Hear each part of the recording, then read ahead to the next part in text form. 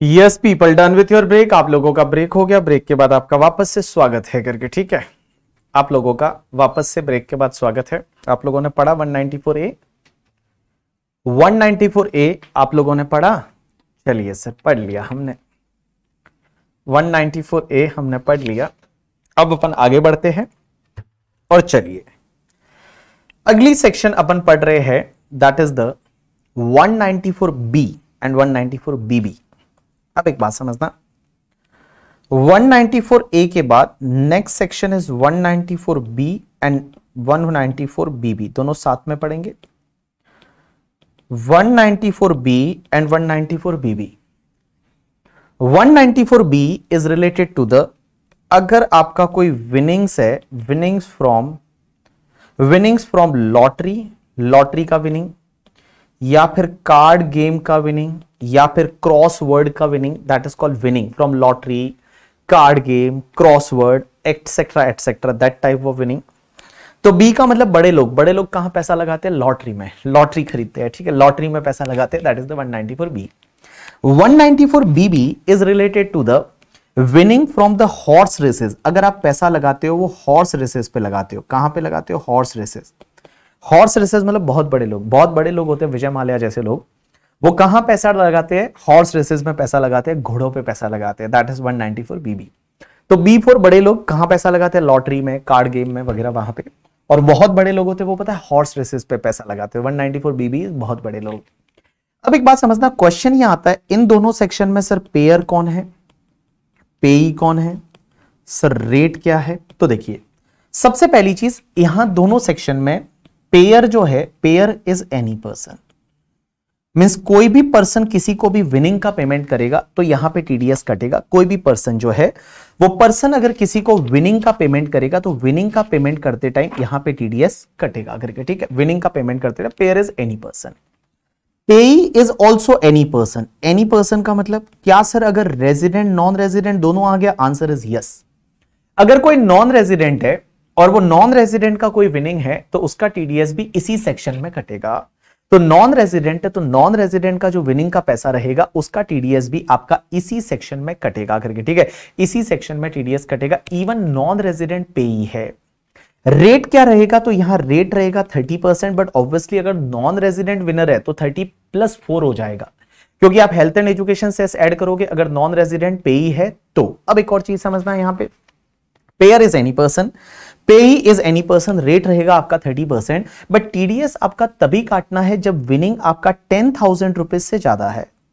Means winning जो है वो विनिंग आपका 10,000 रुपीज से ज्यादा है तो ही टीडीएस कटेगा, अदरवाइज टीडीएस नहीं कटेगा। If it is more then 10,000 तभी टीडीएस कटेगा। सर केबीसी का विनिंग किस में जाएगा? केबीसी का विनिंग 194B में जाएगा करके। वो हॉर्स रेसेस सिर्फ 194BB में आएगा, बाकी केबीसी का विनिंग है, या फिर तुम्हारा क्या बोलते हैं वो तुम्हारा आजकल रहता है ना, वो घर में रहते हैं कुछ 1 महीने तक, तो 1 महीने तक जो घर में रहते हैं वो घर में जो सुपर बॉस या क्या नाम, बिग बॉस आता है, बिग बॉस, तो बिग बॉस का विनिंग है वो भी 194B में जाएगा, that will be TDS applicable under section 194B। आप मुझे पूछेंगे कि सर जब दोनों सेक्शन एक जैसी ही है तो अलग अलग सेक्शन क्यों बनाई? एक्चुअली पहले क्या था ना, उसमें लिमिट अलग हुआ करती थी। इसमें एक जगह 5,000 का लिमिट था, एक जगह 10,000 का लिमिट था, तो लिमिट अलग थी, इसके लिए ये सेक्शन अलग अलग बताई थी, इसलिए ये सेक्शन अलग अलग बताई। बट अदरवाइज दोनों सेक्शन सेम है, तो अब तो सेम हो गई करके, ठीक है, बिकॉज दोनों के केस में ऐसा लिखा हुआ है 10,000 से ज्यादा है तो उस पर्टिकुलर केस में टीडीएस काटना है। अब एक और चीज समझना, सर अगर विनिंग इन काइंड है तो क्या होगा? विनिंग इन काइंड है तो क्या होगा? जैसे मैं एक एग्जांपल लेता हूं कि हुआ क्या, फॉर एन एग्जांपल एक ऑर्गेनाइजर है जो विनिंग का ऑर्गेनाइजर है, तो जैसे एक गणपति बप्पा मंडल करके है, इन्होंने एक लॉटरी रखी, ठीक है, गणपति बप्पा मंडल मींस दैट वन ऑर्गेनाइजेशन, इन्होंने एक गणपति बप्पा का लॉटरी रखा। अब उस लॉटरी का फर्स्ट प्राइज जो था that was the car was the first prize, और वो भी कौन सी पता है? BMW की कार। अब BMW की कार जो है वो BMW की कार थी, वो फर्स्ट प्राइज था, तो ये रही BMW की कार। अब हुआ क्या, ये जो BMW कार है, दिस इज अमेजिंग कार, और ये जो कार है, ये मान लो कार किसी को लॉटरी में खुल गई जिसका नाम है प्रतीक, तो प्रतीक हमारे बैच का एक बंदा है, वो प्रतीक के लिए कार है वो लॉटरी में खुल गई, तो विनर इज अ प्रतीक। अब इस कार की मार्केट वैल्यू है, that fair market value is 1 crore rupees. तो क्वेश्चन यहां पे ये आता है कि सर इस पे टीडीएस कैसे कटेगा, ये जो है इस पे टीडीएस कैसे कटेगा।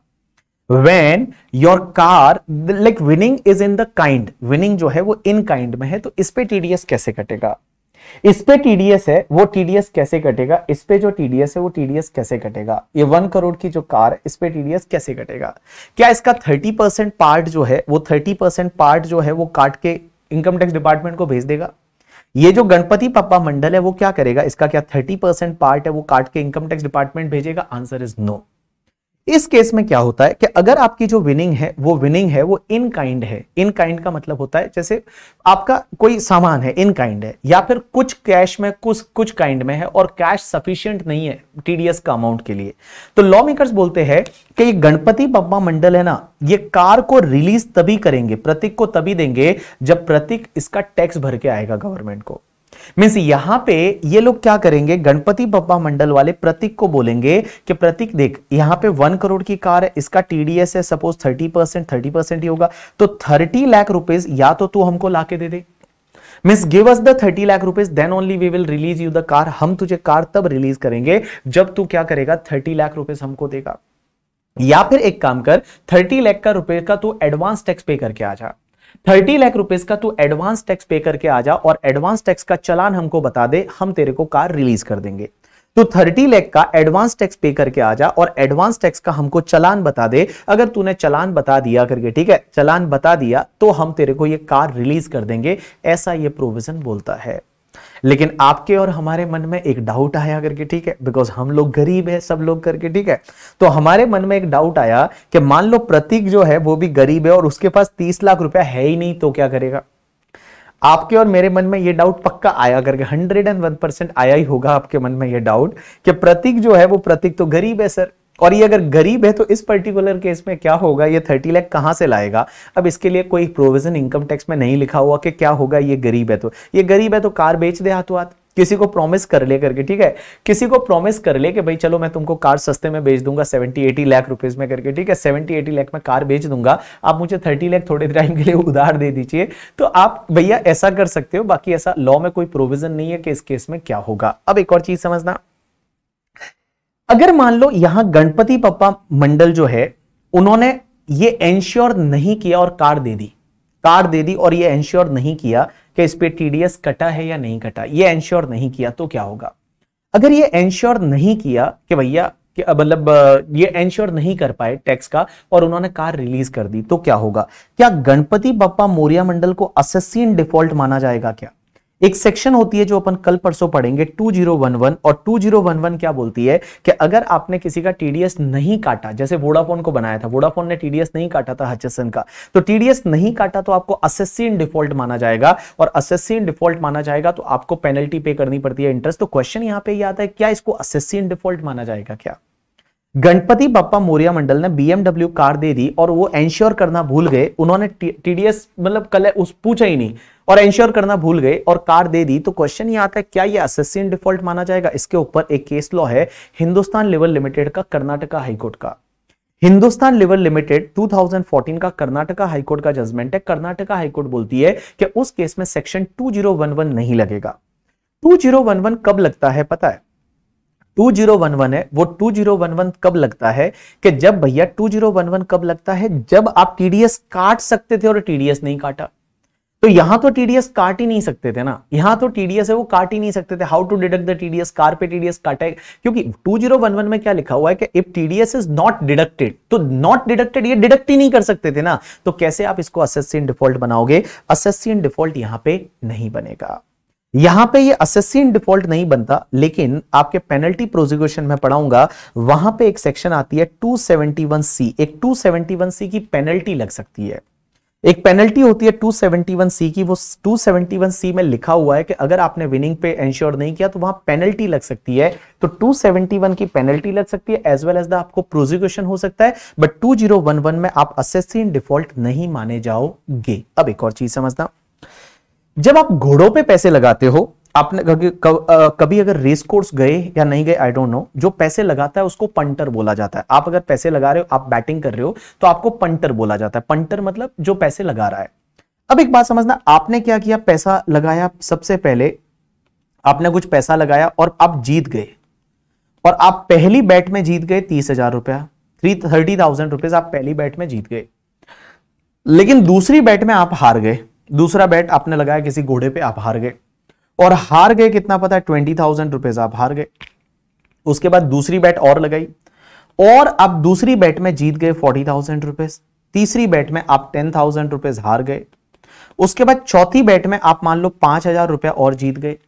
तो अब एक बात समझना, हुआ क्या यहां पे, आपका टोटल अगर विनिंग की बात करूं तो 30, 40 and 5 it's comes to the 75,000 का आपका विनिंग है, 75,000 का आपका विनिंग है। लेकिन अगर आप लॉस देखो तो आपका 30,000 रुपीज का लॉस है।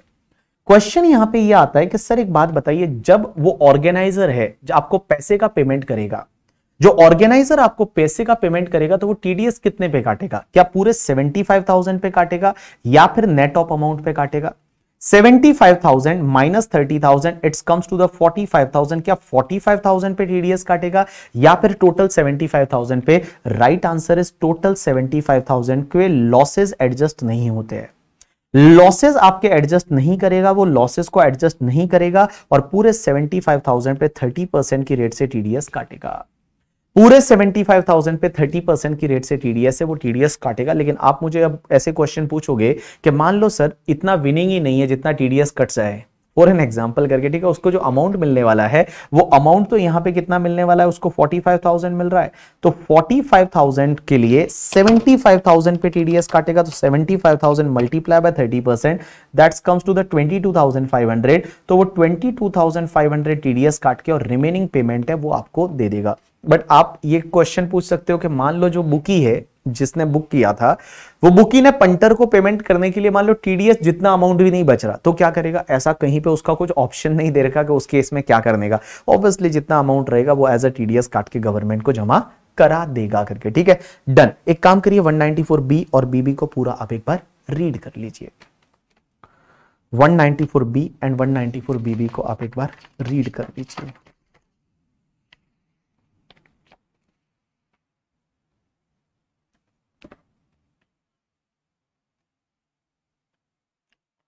वन 194 बी एंड 194 बीबी को रीड कर लीजिए।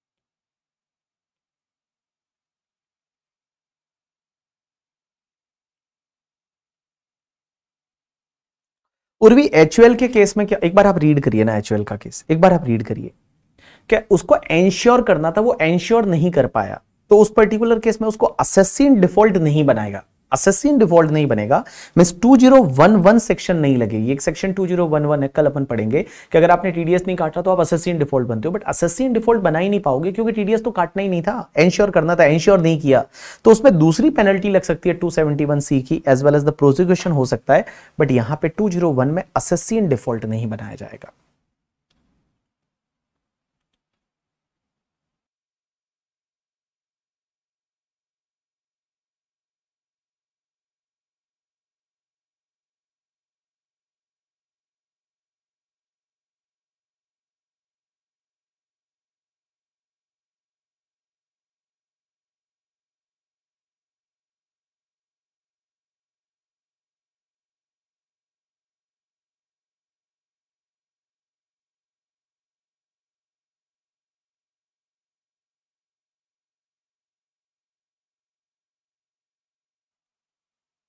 Yes people, done.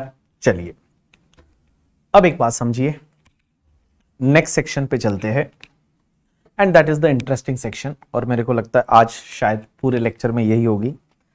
Next 45 minutes try करेंगे 45 मिनट से पहले पहले कंप्लीट करने का, और इसके बाद एक और सेक्शन लेने का, बट चलो चेक करते हैं कितना टाइम लगता है। TDS on contract, TDS on contract, तो आप ऐसे याद रखेंगे सी फॉर कॉन्ट्रैक्ट।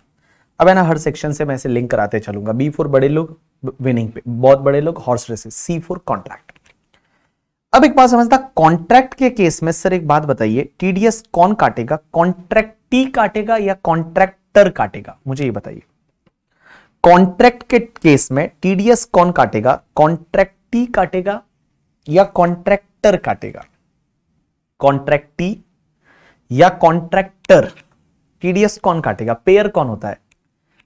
तो पेयर जो आपका होता है दैट इज द ऑलवेज कॉन्ट्रैक्टी है, वो पेयर होता है। तो पेयर जो होता है वो कॉन्ट्रैक्टी जो होता है, कॉन्ट्रैक्टी जो पेमेंट करता है, तो कॉन्ट्रैक्टी टीडीएस काटता है किसका, कॉन्ट्रैक्टर का। तो कॉन्ट्रैक्टी टीडीएस काटेगा कॉन्ट्रैक्टर का। टी पेमेंट कौन करता है, टी करता है ना, कॉन्ट्रैक्टी। ये तो भी लोग आधे गधे लोग हैं, बताओ मैं सच में करके, ठीक है। कॉन्ट्रैक्टी पेमेंट करता है ना कॉन्ट्रैक्टर को, तो कॉन्ट्रैक्टी टीडीएस काटेगा, पेयर इज अ कॉन्ट्रैक्टी। तो पेयर कोई भी पर्सन हो सकता है, यहां पे any person means any person, कोई भी पर्सन ने अगर कॉन्ट्रैक्ट दिया तो टीडीएस कटेगा। लेकिन गाइस इसमें बीबी सर की वाइफ को आप छोड़ दीजिए, मींस अदर देन बीबी सर की वाइफ, अदर देन बीबी सर की वाइफ। क्योंकि लॉजिकली सोचिए, मेरी वाइफ ने कोई कॉन्ट्रैक्ट दिया, तो क्या मेरी वाइफ तो दिन में 10 घंटे सोती है करके, ठीक है, वो कुछ काम ही नहीं करती, 10 घंटे सोती है, कुछ भी काम नहीं करती। So is it possible for my wife to deduct the TDS? Answer is no, it is not possible to deduct the TDS for my wife, it is not possible to deduct the TDS. So आप बीबी sir की wife को छोड़ दीजिए। तो इन simple word बता दूं, इसमें आपके इंडिविजुअल और एचयूएफ को टीडीएस तभी काटना पड़ेगा, लेकिन इस सेक्शन में इन्होंने एओपी बीओआई और बोला है कि इंडिविजुअल एचयूएफ एओपी बीओआई इनको टीडीएस तभी काटना पड़ेगा जब लास्ट ईयर का या तो टर्नओवर 1 करोड़ से ज्यादा है, लास्ट ईयर का टर्नओवर 1 करोड़ से ज्यादा है, या ग्रॉस रिसीट है वो 50 लाख से ज्यादा है, तो ही टीडीएस काटना है, अदरवाइज टीडीएस काटने की जरूरत नहीं है। तो individual HUF AOP BOI pair है, तो उनको टीडीएस तभी काटना है जब बिजनेस के केस में लास्ट ईयर का टर्नओवर 1 करोड़ से ज्यादा है, ग्रॉस रिसीट 50 लाख से ज्यादा है। Means in simple word, BB sir की वाइफ को टीडीएस नहीं काटना। पेई कौन होगा, तो पेई में यहां पे रेजिडेंट कॉन्ट्रैक्टर, अगर आप रेजिडेंट पर्सन को पेमेंट करेंगे तो ही टीडीएस कटेगा। इसमें नॉन रेजिडेंट कवर नहीं है, सिर्फ रेजिडेंट पर्सन को पेमेंट करेंगे, रेजिडेंट कॉन्ट्रैक्टर बोल सकते हैं, उसको पेमेंट किया तो टीडीएस कटेगा। रेट क्या रहेगा, तो रेट गाइस डिपेंड करेगा पेई पे कि कॉन्ट्रैक्टर कौन है। अगर कॉन्ट्रैक्टर जो है वो इंडिविजुअल एचयूएफ है, कॉन्ट्रैक्टर आपका अगर इंडिविजुअल और एचयूएफ है, तो यहां पे टीडीएस का रेट रहेगा वो 1% है। कॉन्ट्रैक्टर अगर इंडिविजुअल एचयूएफ है तो उस पर्टिकुलर केस में रेट आपका 1% है। बट कॉन्ट्रैक्टर अगर अदर देन इंडिविजुअल एचयूएफ है, अदर देन इंडिविजुअल एचयूएफ है, तो उस पर्टिकुलर केस में टीडीएस की रेट रहेगी वो 2% रहेगी। तो देखिए मैंने क्या बोला कि टीडीएस का रेट डिपेंड करेगा कॉन्ट्रैक्टर पे कि कॉन्ट्रैक्टर है कौन। अगर कॉन्ट्रैक्टर जो है वो इंडिविजुअल एचयूएफ है, इंडिविजुअल एचयूएफ कॉन्ट्रैक्टर है, तो टीडीएस का rate 1%, but other than individual HUF है तो उस पर्टिकुलर केस में टीडीएस का रेट 2%।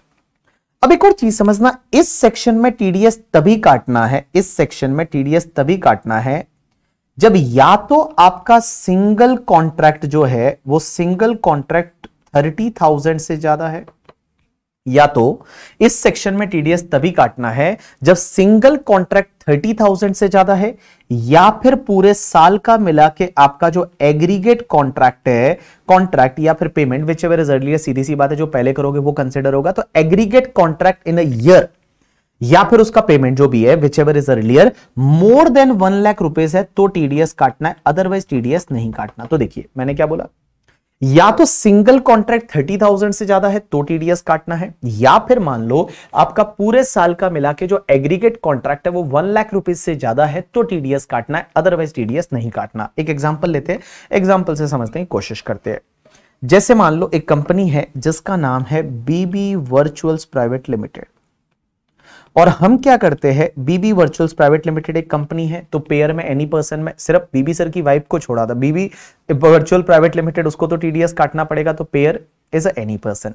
बीबी वर्चुअल्स प्राइवेट लिमिटेड एक जो कंपनी है। अब एक बात समझना, हुआ क्या, हम क्या करते हैं, एक बंदे को कैटरिंग का कॉन्ट्रैक्ट देते हैं, केटरिंग इज अ कॉन्ट्रैक्ट करके, ठीक है, केटरिंग कॉन्ट्रैक्ट में आता है। जैसे एक बंदा है जिसका नाम है, फॉर एन एग्जांपल, एक बंदा है जिसका नाम है निखिल हलवाई, एक बंदा है निखिल हलवाई, ये बंदा है हलवाई है, और ये हम केटरिंग का इसको कॉन्ट्रैक्ट देते हैं, कैटरिंग का। तो जब हम केटरिंग का कॉन्ट्रैक्ट देते हैं तो इसको बुलाते हैं, ये बच्चों को खाना वाना खिलाता है, पार्टी वार्टी करते हैं हम लोग कभी कभी। मान लो सबसे पहले हमने 15 जुलाई 2022 को बुलाया और उस दिन उसका बिल हुआ 27,000 का, 27,000 का कॉन्ट्रैक्ट था, बिल हुआ 27,000 का। क्या टीडीएस काटना है? Answer is no, there is no need to deduct the TDS because here single contract is not more than 30,000 as well as the aggregate is not more than 1 lakh अभी तक। तो 27,000 का bill हुआ, there is no need to deduct the TDS, TDS नहीं काटना। दूसरा, इसको हमने वापस बुलाया मान लो 19 अक्टूबर 2022 को, और उस टाइम पे बिल हुआ 28,000 का, तब भी टीडीएस नहीं काटना। उसके बाद में सपोज 15 दिसंबर 2022 को बुलाया, किसको? निखिल हलवाई को, और उसका बिल हुआ 25,000 का, तो भी टीडीएस नहीं काटना। लेकिन उसको 14 फेब 2023 को इस साल में वापस बुलाया और उसका बिल हो गया 25,000 का, क्या अब टीडीएस काटना है? Answer is yes. देखिए, single contract is not more than 30,000 but aggregate is more than 1 lakh ना। Single contract is not more than 30,000 but aggregate is more than 1 lakh, तो यहां पे टीडीएस काटना पड़ेगा, क्योंकि एग्रीगेट आपका 1 लाख से ज्यादा हो गया ना। और एग्रीगेट कितना हुआ, तो मैं बताऊं, यहां पे आपका 27 plus 28 plus 50 it's comes to 1,05,000। तो यहां पे आपको फिर पूरे 1,05,000 पे टीडीएस काटना रहेगा at the rate 1%। Why 1%? Because Nikhil Halwai is a individual and when payee is a individual, तो आपको टीडीएस काटना है एट द रेट 1%। तो आप 1% की रेट से टीडीएस काटेंगे तो 1050 आपका आ जाएगा टीडीएस का अमाउंट 1050। तो ये जो लास्ट पेमेंट है 25,000, इसमें से 1050 का टीडीएस है वो आप काट लोगे, और बाकी वाला 23,950 है वो उसको हम क्या करेंगे, पेमेंट कर देंगे टू द निखिल हलवाई। निखिल हलवाई को 23,950 का हम पेमेंट करेंगे। यू गॉट माई पॉइंट और नॉट? यस। अब एक और चीज समझना, मान लो, तो इन सिंपल वर्ड में बता दो, सिंगल कॉन्ट्रैक्ट अगर 30 से ज्यादा है तो टीडीएस काटना है, या फिर एग्रीगेट पूरे साल का मिला के 1 लाख से ज्यादा हो गया तो आपको टीडीएस काटना है। अब एक और चीज समझना, आप लोग इधर देखना बेटा, मान लो हुआ क्या, सेम एग्जांपल में मान लो हमने उसको 19 अप्रैल 2022 को जो पहला पेमेंट किया वो 35,000 का था, मींस पहला बिल 35,000 का था, तो क्या इस पे टीडीएस काटेंगे? आंसर इज यस, इस पे टीडीएस कटेगा। और कितना कटेगा? 35,000 multiply by 1%, that's comes to the 350 का हमने टीडीएस काटा। लेकिन हुआ क्या, दूसरा पेमेंट वापस हुआ 19 जुलाई 2022 को, और उस टाइम पे उसका बिल है 29,000 का। My question to all of you, इस 29 पे टीडीएस कटेगा या नहीं? फर्स्ट पेमेंट वाज 35,000, 35,000 पे हमने टीडीएस काटा पहले वाले पे, क्योंकि दैट वाज मोर देन 30,000। मेरा क्वेश्चन ये है कि सेकंड वाला जो है, उस सेकंड वाले पे टीडीएस कटेगा या नहीं कटेगा? ये जो सेकंड वाला है 29,000, इस 29,000 पे आपको टीडीएस है, वो टीडीएस काटना है या नहीं काटना, ये बताइए। 29,000 पे आपको टीडीएस काटना है या नहीं? क्या 29 पे टीडीएस काटेंगे या नहीं? Right answer is on this 29,000 there is no need to deduct the TDS. क्यों काटना है?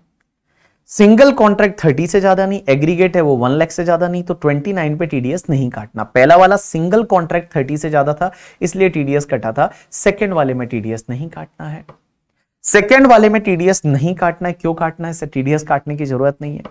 लेकिन एक बात समझना, मान लो थर्ड कॉन्ट्रैक्ट है वो आपका 15 दिसंबर 2022 को 30,000 का, एग्जैक्ट 30,000 का, यहां पे टीडीएस काटना है क्या? यहां पे भी टीडीएस नहीं काटना अभी तक, क्योंकि 1 लाख को क्रॉस नहीं किया और single contract is not more than 30,000। अब मान लो 15 फेब 2023 को एक कॉन्ट्रैक्ट है, दैट इज द 12,000 का, अब टीडीएस काटना है। Answer is yes, because aggregate 1 lakh से ज्यादा हो गया। तो एग्रीगेट 1 लाख से ज्यादा हो गया तो 35 29 plus 30 plus 12,000 total comes to the 1,06,000 minus already 35 पे आप टीडीएस काट चुके हो, तो आप क्या करेंगे 71,000 पे 1% की रेट से टीडीएस काटेंगे 710। तो सिंपल सी चीज है भैया, सिंपल सी चीज है कि टीडीएस कब काटना है। किसी भी पर्सन का कोई कॉन्ट्रैक्ट है, single contract is more than 30,000 और aggregate is more than 1 lakh rupees तो ही टीडीएस काटना है, अदरवाइज टीडीएस काटने की जरूरत नहीं है करके। ठीक है, चलिए अब एक और चीज समझना। सर एक बात बताइए, आप इस सेक्शन में बार बार बोले जा रहे हैं कॉन्ट्रैक्ट कॉन्ट्रैक्ट कॉन्ट्रैक्ट, कॉन्ट्रैक्ट का मतलब होता क्या है वो तो बता दीजिए। What is the meaning of contract, contract का मतलब होता क्या है। तो कॉन्ट्रैक्ट का मतलब यहां पे वर्क कॉन्ट्रैक्ट से है। कॉन्ट्रैक्ट का मतलब होता है आपका वर्क कॉन्ट्रैक्ट, कॉन्ट्रैक्ट का मतलब होता है वर्क कॉन्ट्रैक्ट, वर्क कॉन्ट्रैक्ट से है। वर्क कॉन्ट्रैक्ट, वर्क कॉन्ट्रैक्ट का मतलब होता है कि supply of labour for carrying out any work. Means कोई पर्सन आपके लिए कोई लेबर सप्लाई कर रहा है for carrying out any work, कोई ना कोई वर्क कर रहा है और उस वर्क के लिए अगर कोई पेमेंट करते हैं that is called work contract. Example के लिए हम लोग क्या करते हैं, हमारी बुक प्रिंटिंग कराते हैं, तो बुक प्रिंटिंग है वो कोई एक प्रिंटिंग हाउस है वो करके देता है, तो that is called work contract. उसके साथ साथ में हमारा जो एसी है उस एसी का एनुअल मेंटेनेंस कॉन्ट्रैक्ट आता है, दैट इज कॉल्ड कॉन्ट्रैक्ट करके। ठीक है, उसके बाद में हम लोग जो वो एनुअल मेंटेनेंस कॉन्ट्रैक्ट इसका है। उसके बाद में हम जो क्या बोलते हैं इसका है, इसके साथ साथ में जैसे मान लो हमको क्लास में फर्नीचर बनाना था, एक कॉन्ट्रैक्टर को बुलाया, उसने फर्नीचर बना के दिया, उसके लिए पेमेंट किया, दैट इज कॉल्ड कॉन्ट्रैक्ट। तो ये वर्क कॉन्ट्रैक्ट तो आप जानते हो। एज वेल एज द अगर मान लो किसी से एजेंसी बेस पे आप वर्कर लेते हो, जो एजेंसी बेस पे worker means that person is supplying labour for carrying out any work. जैसे जो कॉन्ट्रैक्ट लेबर होते हैं, आपने सुना होगा कॉन्ट्रैक्ट लेबर, तो वो एजेंसी को अगर आप कोई पेमेंट करते हो और एजेंसी फिर उनको पेमेंट करेगी, तो आप जो एजेंसी को पेमेंट करोगे वो भी तुम्हारे कॉन्ट्रैक्ट में जाएगा, that is called your work contract. अब एक चीज समझना, वर्क में ये चीजें तो आती ही है, लेकिन उसके साथ साथ कुछ ऐसी चीजें भी है जो लॉ मेकर्स ने स्पेसिफिकली इंक्लूड की है कि वर्क कॉन्ट्रैक्ट में और क्या क्या चीजें आएगी। तो वर्क कॉन्ट्रैक्ट में और क्या क्या चीजें आएगी, उसमें सबसे पहला उन्होंने डाला दैट इज द एडवर्टाइजमेंट। अगर आप एडवर्टाइजमेंट के लिए किसी को कोई भी पेमेंट करोगे ना, that will be covered in the work contract, वो कॉन्ट्रैक्ट में आएगा और टीडीएस आपका 194C में कटेगा। आप बोलेंगे सर एक बात बताइए एडवर्टाइजमेंट में कैसे, तो जैसे अपन एक एग्जांपल लेते हैं एडवर्टाइजमेंट में, जैसे हमने क्या किया, एडवर्टाइजमेंट दिलाया किसी भी न्यूज चैनल पे। जैसे न्यूज चैनल पे हमने एडवर्टाइजमेंट दिलाया, तो न्यूज चैनल को जब भी हम पेमेंट करेंगे टीडीएस 194C में कटेगा। या फिर हमने क्या किया, मान लो कहीं पे एक होर्डिंग पुट कराया, कहीं पे एक होर्डिंग पुट कराया और वो होर्डिंग पुट कराया, उस पे लिखवा है बीबी वर्चुअल करके, ठीक है, और बीबी सर है वो डीटी पढ़ाते हैं, होर्डिंग पुट कराया, उसके लिए हमने एजेंसी को पेमेंट किया, उसका टीडीएस 194C में कटेगा। तो एडवर्टाइजमेंट के लिए अगर आप कुछ भी पेमेंट करते हो तो वो कॉन्ट्रैक्ट में आता है और टीडीएस 194C में कटेगा। लेकिन एक चीज ध्यान रखना, advertisement include the broadcasting as well as the telecasting. Broadcasting का मतलब होता है जो रेडियो पे एडवर्टाइजमेंट दिलाते हैं। संप्रीत सुना होगा रेडियो में क्या होता है, जैसे एग्जांपल के लिए मुंबई में एक रेडियो चलता है जिसका 93.5 रेड एफएम करके, तो 93.5 एक रेड एफएम करके रेडियो चैनल है, और वो रेडियो चैनल जो है 93.5 रेड एफएम, वो रेडियो चैनल क्या करता है पता है आपको, वो जो रेडियो चैनल है, वो रेडियो चैनल पे मान लो एक जो आरजे आती है जिसका नाम है मलिश्का, और मलिश्का को मैंने बोला कि एक काम करिए मलिश्का, जब भी आप क्या बोलते हैं, जब भी आप वो शो करती है तब आप एक काम करिए, मेरा नाम ले लीजिए कि बीबी सर डीटी पढ़ाते हैं, तो उसके लिए कुछ पेमेंट किया, दैट इज कॉल्ड ब्रॉडकास्टिंग। एक होता है टेलीकास्टिंग, जो आपने टीवी पे ऐड दिलाया, जो आपने टीवी पे ऐड दिलाया करके, ठीक है, जो आपने टीवी पे एडवर्टाइजमेंट दिलाया, तो that is called your telecasting. तो टेलीकास्टिंग ब्रॉडकास्टिंग है, उसका अगर आप कोई पेमेंट करते हैं तो भी टीडीएस इसी में करता है। एज वेल एज द अगर आप कोई भी प्रोग्राम को प्रोड्यूस कराते हैं, प्रोग्राम को प्रोड्यूस कराने का मतलब होता है कि हुआ क्या, मैं जैसे बालाजी टेलीफिल्म्स के पास में गया, मैं बालाजी टेलीफिल्म्स के पास में गया और बालाजी टेलीफिल्म्स वाले को बोला कि एक एड फिल्म बना के दीजिए करके, ठीक है, कि भैया एड फिल्म में बना के दीजिए, बीबी सर दिख रहे हैं उसमें, बच्चों को पढ़ा रहे हैं, ऐसा कुछ बना के दीजिए। तो उन्होंने हमको प्रोग्राम बना के दिया, तो वो प्रोग्राम के लिए जो पेमेंट किया that is also called advertisement, ये भी तुम्हारा एडवर्टाइजमेंट माना जाएगा। तो एडवर्टाइजमेंट में इन सिंपल वर्ड बता दो, किसी टाइप का एडवर्टाइजमेंट आप कर रहे हो और एडवर्टाइजमेंट के लिए आप कुछ पेमेंट करते हो तो वो तुम्हारे कॉन्ट्रैक्ट में जाएगा। अब एक चीज समझना, यहां पे कुछ एक सीबीडीटी सर्कुलर है, और सीबीडीटी क्या बोलती है समझने की कोशिश करना। जैसे फॉर एन एग्जांपल एक कंपनी है जिसका नाम है बीबी वर्चुअल्स प्राइवेट लिमिटेड। अब हमको एडवर्टाइजमेंट दिलाना था आज तक पे, हमको एडवर्टाइजमेंट दिलाना है आज तक पे। अब हमको आज तक पे एडवर्टाइजमेंट दिलाना है तो देयर में भी टू पॉसिबिलिटी। क्या हम क्या करेंगे, सीधा आज तक के पास में जाएंगे? तो बीबी वर्चुअल्स प्राइवेट लिमिटेड ने सीधा कॉन्ट्रैक्ट किया आज तक वालों से, और आज तक का मतलब इंडिया टुडे ग्रुप। अब इंडिया टुडे ग्रुप को हमने सीधा कॉन्ट्रैक्ट किया कि हमको भैया आज तक पे एडवर्टाइजमेंट दिलाया। तुम जो क्या बोलते हैं कंट्रोवर्सी करते रहते न्यूज चैनल वाले, शाम को दो चार वो गमले में बिठा के, गमले में क्या वो ऐसे स्क्रीन में बिठाते हैं ना 5-6 लोगों को, बोला चिल्लाओ करके, लड़ो करके, ठीक है। तो वो बेचारे लड़ते हैं। अब एक बात समझना, तो बीबी वर्चुअल्स प्राइवेट लिमिटेड ने क्या किया, अगर एडवर्टाइजमेंट दिया आज तक को और हमने पेमेंट किया आज तक को for an example 10 lakh rupees, तो 10 लाख रुपीज का हमने पेमेंट किया इंडिया टुडे ग्रुप को, तो इस पे 194C में टीडीएस कटेगा? आंसर इज यस, कटेगा। हमको टीडीएस आज तक का काटना पड़ेगा। लेकिन दूसरा ये है कि एक बात समझिए, गमले, तो गमले ही वो लगाते हैं ना, छोटे छोटे गमले लगाते हैं, उनको बिठाते हैं, कोई हिंदू मुस्लिम करो, कोई क्या करो करके, कोई बीजेपी कांग्रेस करो, तो लड़ते रहते हैं करके, ठीक है। अब एक बात समझना, बीबी वर्चुअल प्राइवेट लिमिटेड है, इन्होंने क्या किया, मैंने डायरेक्टली आज तक के पास में नहीं गया, मैं गया किसी एड एजेंसी के पास में, एडवर्टाइजमेंट एजेंसी के पास में, और उस एड एजेंसी का नाम है for an example global advertiser. एक ग्लोबल एडवर्टाइजर करके एक एडवर्टाइजमेंट एजेंसी है, दैट इज द एजेंसी। तो मैंने सोचा यार एक काम करते हैं, डायरेक्ट आज तक में पहचान नहीं थी, तो हम एड एजेंसी के पास गए और एड एजेंसी को जाके बोला कि भैया आप एक काम करो, एड एजेंसी के, एडवर्टाइजमेंट एजेंसी के पास जाके बोले कि भाई आप एक काम करो, हमको आज तक पे एड दिलाना है। इन्होंने बोला ठीक है दिला देंगे। तो हमने क्या किया, एड एजेंसी को मान लो 10 लाख रुपीज का पेमेंट किया।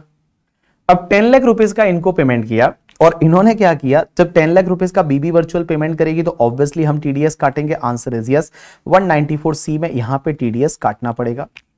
लेकिन एडवर्टाइजमेंट एजेंसी है, इसने क्या किया, पेमेंट किया किसको पता है, इन्होंने पेमेंट किया इंडिया टुडे ग्रुप को। इन्होंने पेमेंट किया इंडिया टुडे ग्रुप को, इन्होंने जाके और सीधा पेमेंट कर दिया किसको, इंडिया टुडे ग्रुप को। अब ये पेमेंट कितना करेंगे, ऑब्वियसली अपना कुछ शेयर तो रखेंगे ये साथ में। तो इन्होंने जाके और इंडिया टुडे ग्रुप को पेमेंट किया और इन्होंने अपना कोई शेयर रखा करके, ठीक है। अब एक बात समझना, इंडिया टुडे ग्रुप को कितना पेमेंट किया, फॉर एन एग्जांपल 9 लाख का पेमेंट किया। तो क्वेश्चन यहां पे ये आता है कि क्या ये एडवर्टाइजमेंट एजेंसी जो ये न्यूज चैनल को पेमेंट करेगी, तो क्या ये टीडीएस काटेंगे या नहीं? ये जो टीडीएस है ये टीडीएस काटेंगे या नहीं? आंसर इज नो, ये टीडीएस नहीं काटेंगे। यहां सीबीडीटी का क्लेरिफिकेशन है कि यहां पे टीडीएस नहीं कटेगा, इस पार्ट में यहां पे टीडीएस नहीं काटने का है। तो देखो मैंने क्या बोला, अगर क्लाइंट ने एडवर्टाइजमेंट एजेंसी को पेमेंट किया एड के लिए, उसमें टीडीएस 194C में काटना है। लेकिन एडवर्टाइजमेंट एजेंसी ने जो न्यूज चैनल को पेमेंट किया, देखो अगर आप डायरेक्टली न्यूज चैनल के पास जाते हो तो टीडीएस काटना है। लेकिन अगर आप एडवर्टाइजमेंट एजेंसी के पास जाते हो, आपने एडवर्टाइजमेंट एजेंसी का 194C में टीडीएस काटा है एड बाबू, इसके बाद में एडवर्टाइजमेंट एजेंसी जब इंडिया टुडे ग्रुप को पेमेंट करेगी, मिस न्यूज चैनल को पेमेंट करेगी, तो यहां पे एडवर्टाइजमेंट एजेंसी है उसको टीडीएस काटने की जरूरत नहीं है। There is no need to deduct the TDS. यहां पे इनको इसका टीडीएस है वो टीडीएस काटने की जरूरत नहीं है, 194C में टीडीएस नहीं कटेगा। लेकिन यहां पे एक और क्वेश्चन ये आता है कि सर एक बात बताइए, यहां पे एडवर्टाइजमेंट एजेंसी है, इसको मिला कितना था, 10 लाख बीबी वर्चुअल्स प्राइवेट लिमिटेड से, और उसने आगे कितना पे किया, दैट इज द 9 लाख। तो कैन आई से दैट यहां पे जो इंडिया टुडे ग्रुप है उसको 9 लाख का पेमेंट किया, एडवर्टाइजमेंट एजेंसी जो ग्लोबल एडवर्टाइजमेंट एजेंसी है, इन्होंने अपने पास में रिटेन किया 1 लाख रुपीज। तो 1 लाख रुपीज अपने पास में रिटेन किया, तो क्वेश्चन ये आता है क्या ये 1 लाख रुपीज ये माना जाएगा कि ये कमीशन है जो इंडिया टुडे ग्रुप ने ग्लोबल एडवर्टाइजमेंट एजेंसी को दिया है? समझना, मेरा समझ रहे हो मैं बोलना क्या चाहता हूं? मैं क्या बोलना चाहता हूं कि बीबी वर्चुअल्स ने 10 लाख का पेमेंट किया एडवर्टाइजमेंट एजेंसी को, 10 लाख पे टीडीएस बीबी वर्चुअल ने इसका 194C में काटा। सीबीडीटी बोलती है एड एजेंसी जब इंडिया टुडे ग्रुप को पेमेंट करेगी then there is no need to deduct the TDS, उस पे टीडीएस नहीं काटना है करके, ठीक है।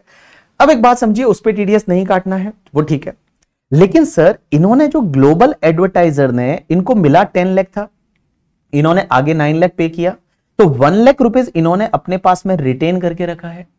तो क्या ये ऐसा माना जाएगा कि इंडिया टुडे ग्रुप ने इनको कमीशन दिया है और क्या इस पे 194H में टीडीएस कटेगा 1 लाख पे? क्या ऐसा माना जाएगा कि इंडिया टुडे ग्रुप ने इनको कमीशन दिया है ग्लोबल एडवर्टाइजर को और 194H में टीडीएस कटेगा? Answer is no. यहां पे सीबीडीटी का क्लेरिफिकेशन है। सीबीडीटी बोलती है कि it is not treated as commission.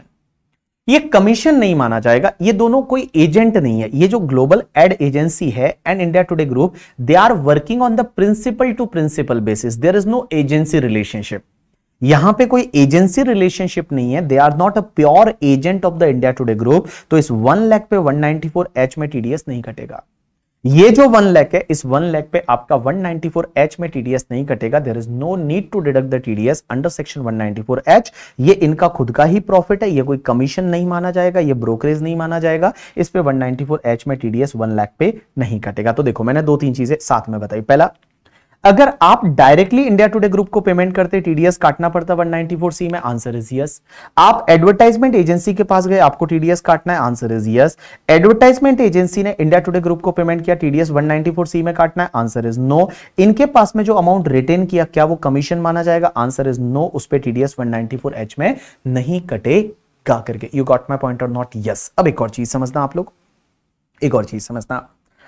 जैसे एक न्यूज चैनल है जिसका नाम है, एक न्यूज चैनल है जिसका नाम है मान लो जी न्यूज करके, ठीक है। जी न्यूज आजकल तो आज तक पे आ गया, वो सुधीर जो है, सुधीर चौधरी करके, ठीक है, जो पहले डीएनए बताता था पहले वहां पे।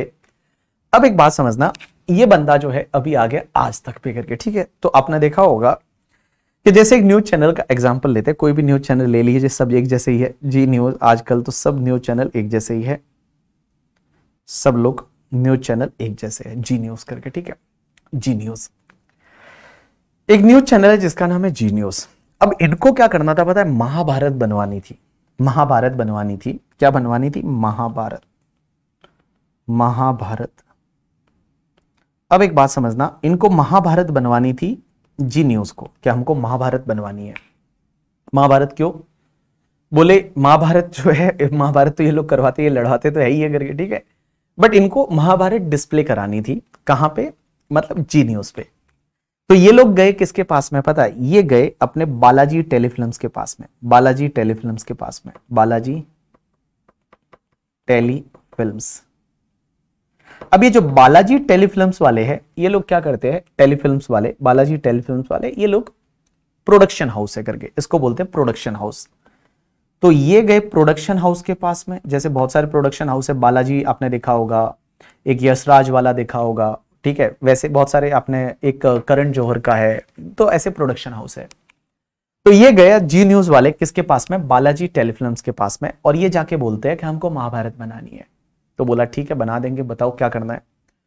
तो जी न्यूज ने पूरा डिस्क्रिप्शन दिया कि हमको महाभारत कैसे बनानी है, क्या बनानी है। उन्होंने पूरा बताया कि इसमें मान लो ये पर्सन है, ये दुर्योधन बनेगा, ये पर्सन अर्जुन बनेगा, ये पर्सन शकुनी बनेगा, पूरा डिस्क्रिप्शन दिया।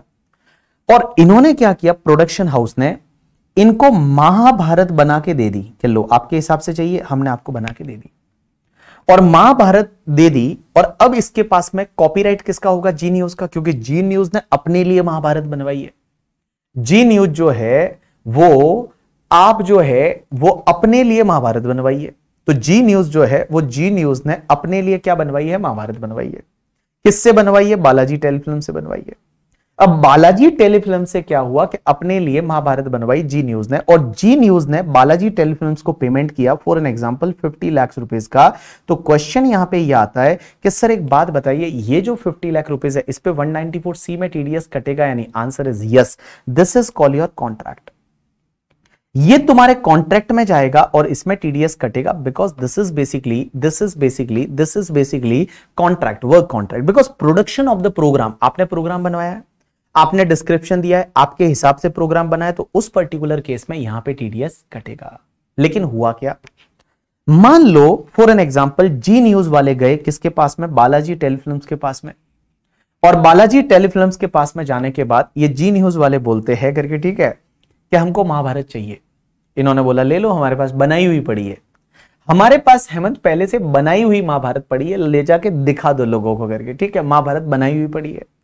अब एक बात समझना, ऑलरेडी कोई प्रोग्राम पहले से प्रोड्यूस था और इन्होंने इसके जो डिस्प्ले राइट जी न्यूज को दे दिया कि चलिए आप ले जाके चला दीजिए अपने चैनल पे, तो उस पर्टिकुलर केस में 194C में टीडीएस नहीं कटेगा। समझने की कोशिश करना, मैंने दो चीजें बताई है। पहला कि अगर आप मान लो कोई भी आप प्रोडक्शन हाउस के पास जाते हैं, प्रोडक्शन हाउस से कोई प्रोग्राम बनाते हैं और वो प्रोग्राम जो बना रहे हैं, वो प्रोग्राम किस लिए बना रहे हैं पता है? आप अपने स्पेसिफिकेशन के हिसाब से बनाते हैं, आप अपना स्पेसिफिकेशन देते हैं और उसके हिसाब से अगर आप प्रोग्राम बनाते हैं और वो प्रोग्राम आपके लिए बना के देता है, तो उस पर्टिकुलर केस में ये कॉन्ट्रैक्ट माना जाएगा, 194C में टीडीएस कटेगा। लेकिन ऑलरेडी प्रोग्राम बनाया हुआ था, ऑलरेडी जो है वो प्रोग्राम बनाया हुआ था, आपने क्या किया पता है? आपने जाके और अपने टीवी पे डिस्प्ले कर दिया, उसमें कॉन्ट्रैक्ट में नहीं आएगा, वहां पे टीडीएस 194C में टीडीएस नहीं कटेगा। वहां पे टीडीएस 194C में नहीं कटेगा जब ऑलरेडी बनाया हुआ प्रोग्राम आप अगर टीवी पे डिस्प्ले करते हैं। चलिए, तो मैं बता रहा हूं कॉन्ट्रैक्ट। तो वर्क कॉन्ट्रैक्ट में क्या क्या आता है? पहला एडवर्टाइजमेंट, एडवर्टाइजमेंट पे टीडीएस कटता है। किसी ने बोला ऑनलाइन एडवर्टाइजमेंट दिया तो भी 194C में टीडीएस करता है? Answer is yes, online advertisement पे 194C में टीडीएस करता है। जैसे ऑनलाइन एडवर्टाइजमेंट पे 194C में टीडीएस करता है, एक एग्जांपल लेते हैं, जैसे कुकू एफएम है करके, ठीक है, आपने सुना होगा, उसके तो बहुत सारे लोग एडवर्टाइजमेंट करते हैं। तो कुकू एफएम वाले मेरे पास आए, बहुत बार आए, 2-4 बार आए, और वो बोले कि सर है ना, प्लीज आप हमको प्रमोट करिए आपके चैनल पे और हमारे लिए वीडियो बनाइए कि कुकू एफएम का कोड डालिए और ये। और मैंने कहा मेरे से ना हो पाए, ये मेरे मतलब खून में ये चीज नहीं है, मेरे से कुछ चीजें ऐसी है जो मेरे से नहीं हो पाती। मैंने कहा मैं नहीं बोल सकता यार, मैं कभी ऐसा नहीं बोलता, मेरा लेक्चर ले लो करके, ठीक है, तो मैं ये कैसे बोल दूं कि कुकू एफएम जाके सब्सक्राइब करिए ना, मैंने नहीं बोला। तो भी उन्होंने बहुत जिद की, तो मैंने एक बार उनका बोल दिया करके, मैंने एक बजट का वीडियो डाला था, फाइनेंस एक्ट 2022 का बजट का आप वीडियो देखोगे तो उस बजट के वीडियो में कुकू एफएम का डेडिकेटेड 20 सेकंड का 30 सेकंड का एक उसमें है कि भाई कुकू एफएम अच्छा है, इससे जाके आप सब्सक्राइब करिए, ऐसा मैंने बोल दिया। अब उसके लिए उन्होंने मुझे 50,000 का पेमेंट किया। अब उसके लिए उन्होंने मुझे जो 50,000 है उसका पेमेंट किया, तो क्वेश्चन ये आता है कि क्या इस पे भी टीडीएस उन्होंने मेरा काटा? Answer is yes, that is also called advertisement. तो एडवर्टाइजमेंट उन्होंने मेरा टीडीएस 194C में उन्होंने डिडक्ट किया। लेकिन आप अगर मान लो फेसबुक के थ्रू एडवर्टाइजमेंट करते हैं या गूगल के थ्रू एडवर्टाइजमेंट करते हो, तो वहां पे एक कॉन्सेप्ट इक्वलाइजेशन लेवी आता है। और ये इक्वलाइजेशन लेवी जो है वो इक्वलाइजेशन लेवी है, वो इक्वलाइजेशन लेवी आप इंटरनेशनल टैक्सेशन में पढ़ोगे कि फॉरेन की कंपनियों के थ्रू वगैरह आप अगर एडवर्टाइजमेंट करते हो तो उस पर्टिकुलर केस में आपका इक्वलाइजेशन लेवी आता है करके, ठीक है। चलिए, तो मैं बात कर रहा था एडवर्टाइजमेंट की करके, ठीक है। चलिए, अब एक बात समझना, लेस देन 1 लाख, अरे खजूर रोहित इंडिविजुअल, एक कॉन्ट्रैक्ट तो 50,000 का था ना, तो 50,000 का उन्होंने पेमेंट किया। मैं तो बड़ा खुशी हुआ कि 2 मिनट बोलना था, 50,000 रुपीज मिल गया करके, ठीक है। तो 50,000 का उन्होंने मुझे पेमेंट किया, तो उस केस में उन्होंने टीडीएस काटा, because single contract was more than 30,000, तो उस पर्टिकुलर केस में टीडीएस कटेगा। चलिए, अब एक और चीज समझना सर, एक बात समझिए, ये तो बात हो गई एडवर्टाइजमेंट। एडवर्टाइजमेंट के साथ एक और चीज समझना, कॉन्ट्रैक्ट में और क्या आता है? कॉन्ट्रैक्ट में एक आता है आपका carriers of goods, carriers of goods और passenger by any mode other than railway. मींस आप क्या करते हैं? कैरियर्स ऑफ गुड्स और passenger by any mode other than railway, railway को छोड़ के किसी भी मोड से गुड्स का या पैसेंजर का कैरियर्स होता है, that is called your work contract. इसमें टीडीएस इस सेक्शन में कटेगा। एग्जांपल के लिए, कैरियर्स ऑफ गुड्स और passenger by any mode other than railway. Example के लिए हम क्या करते हैं, बुक्स है वो प्रिंट कराते हैं दिल्ली में, दिल्ली में बुक्स सस्ती पड़ती है as compare to Mumbai, Mumbai is costly in case of the printing. तो हुआ क्या, हम दिल्ली से बुक है वो ट्रक वाले के थ्रू मंगाते हैं और ट्रक वाला वहां से ट्रक भरता है दिल्ली से, और ट्रक भर के और वो मुंबई आता है, और मुंबई जैसे ही आता है हम उसको पेमेंट करते हैं फ्रेट का। तो क्वेश्चन ये आता है क्या इस सेक्शन में टीडीएस कटेगा? Answer is yes, that is carriers of goods और passenger by any mode other than railway. लेकिन हम अगर रेलवे को पेमेंट करते हैं तो टीडीएस नहीं काटना है। क्यों नहीं काटना है? क्योंकि रेलवे बिलोंग्स टू गवर्नमेंट। अब रेलवे अगर गवर्नमेंट को बिलोंग्स करता है तो गवर्नमेंट का टीडीएस काट के गवर्नमेंट को ही जमा कराओगे, क्या करोगे यार?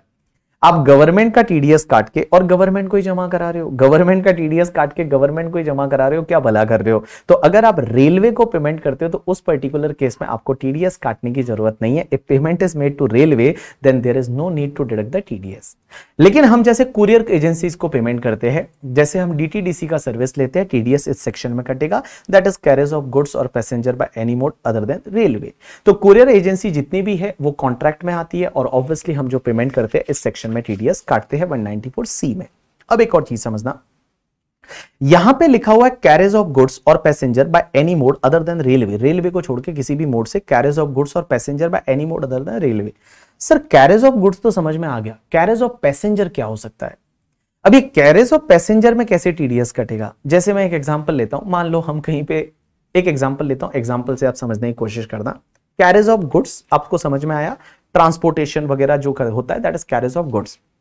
पैसेंजर कैरेज में कैसे टीडीएस आ सकता है? जैसे हम एक एग्जांपल लेते हैं और ये एग्जांपल हम हर बैच में लेते हैं। हमने डिसाइड किया कि चलिए आप लोगों का जो बैच है, आप लोगों के बैच के बाद में हम लोग आपके एग्जाम के बाद में हम लोग गोवा घूमने जाएंगे। हम सब लोग मिलके कहां जाएंगे? गोवा घूमने जाएंगे। 5 दिन है, गोवा में मजे करेंगे, गोवा घूमने जाएंगे। आप सब लोग, हम सब लोग है वो गोवा घूमने जाएंगे, ठीक है। अब एक बात समझना, हमने सोचा चलो गोवा जाएंगे। अब आपका एग्जाम हो गया, एग्जाम के बाद में हम गोवा जाने वाले हैं। अब एक बात समझना, हम जो है वो गोवा जाने वाले हैं। कहां जाने वाले हैं? गोवा। तो गोवा जाने वाले थे तो हमने क्या किया, हम सब लोग 4-5 लोग हैं वो गए किसी बस वाले के पास, और बस, मैंने बोला बस में जाएंगे, बस में जो मजा है अलग ही मजा है करके। तो बस में जाएंगे, अंतराक्षरी वगैरह खेलेंगे और बस में जाएंगे, मस्त गोवा जाएंगे, बॉम्बे टू गोवा। तो हम गए बस वाले के पास और बस वाले को बोला कि भाई हम लोग कुल मिला के हमारे बैच के 100 स्टूडेंट है लाइव वाले, मान लो हमको जाना है गोवा, तो हमको चाहिए 2 बसेस। तो वो 2 बसेस दे दो हमको, ड्राइवर आप भेज देना और हमको बताओ कितना पैसा लोगे। तो उन्होंने बोला कि एक काम करिए, आप लोग 2 बसेस आपको चाहिए और आपको जो पैसा है वो, for an example he has given us the quotation of the 5 lakh rupees के 5 लाख रुपया आप दे देना। हमने उसको 5 लाख का पेमेंट किया। क्या ये कॉन्ट्रैक्ट में आएगा? Answer is yes. That is carriage of goods और passenger by any mode other than railway. तो रेलवे को छोड़ के आप किसी भी मोड से आप गुड्स और पैसेंजर कैरी कर रहे हो, तो in that particular case TDS is applicable under section 194C, और यहां पे 5 लाख पे आपका 194C में टीडीएस है वो आएगा। अब एक और चीज समझना, हमने सोचा करके, ठीक है, हमने सोचा कि चलिए हम जैसे ही गए वहां पे 5 लाख रुपए उसने बोला, बट हमारे बैच में कुछ ऐसे मास्टर लोग हैं, एक तो अनिल करके, एक हमारे बैच में शिखा है और एक हमारा खुजाइमा है करके, ठीक है, खुजाइमा और एक हेमंत करके। हम 4 लोग गए थे। तो वहां पे शिखा ने, अनिल ने, हेमंत ने और खुजाइमा, ये चारों बोलते हैं कि सर एक काम करते यार, इनसे बस लेंगे ना तो 5 लाख लग रहा है, अपन एक काम करते, एक दिमाग लगाते। मैंने कहा क्या? उसको जाके बोलते हैं कि एक काम करो, हमको तुम्हारा ड्राइवर नहीं चाहिए, हमको तुम्हारा ड्राइवर नहीं चाहिए और तेल भी हम ही भरवाएंगे। खुजाइमा बोलता है कि सर आप देखो, मेरे को देख के लगता नहीं कि मैं ड्राइवर हूं। मैंने कहा हाँ तू तो ड्राइवर ही लगता है। हेमंत बोलता है कि सर देखो मैं भी ड्राइवर लग रहा हूं, मैं भी ड्राइव कर लूंगा, और मेरे को बोलते हैं तू तो कंडक्टर लग रहा है करके, ठीक है। तो मैंने कहा ठीक है कोई बात नहीं। तो मैंने सोचा कि एक काम करिए, शिखा ने बोला चलो मैं भी कंडक्टर का काम कर लूंगी, और हम चारों ने ये डिसाइड किया, उसको बोला कि तू हमको बसेस दे दे, बाकी हम हमारा देख लेंगे करके। हमको सिर्फ 7 दिन के लिए बसेस चाहिए, आपकी 5 डेज 7 डेज के लिए हमको बसेस चाहिए। तो हमने उनसे बसेस ले ली, बसेस भाड़े पे ली और बसेस लेके और हम गोवा चले गए। तेल भी हमने भराया, कंडक्टर और ड्राइवर भी हमारा ही है। एक बात बताओ, उसने बोला कि एक काम करिए, चलिए आप मुझे 3 लाख का पेमेंट कर दीजिए। हमने उसको 3 लाख का पेमेंट किया। आप मुझे बताइए टीडीएस कौन सी सेक्शन में जाएगा, 194C में जाएगा या 194I में जाइए? आप मुझे बताइए टीडीएस कौन सी सेक्शन में जाएगा? क्या ये रेंट है या फिर ये कॉन्ट्रैक्ट है? राइट आंसर इज, इस केस में फिर आपका ये रेंट हो जाएगा, 194I में टीडीएस कटेगा, 194C में नहीं कटेगा।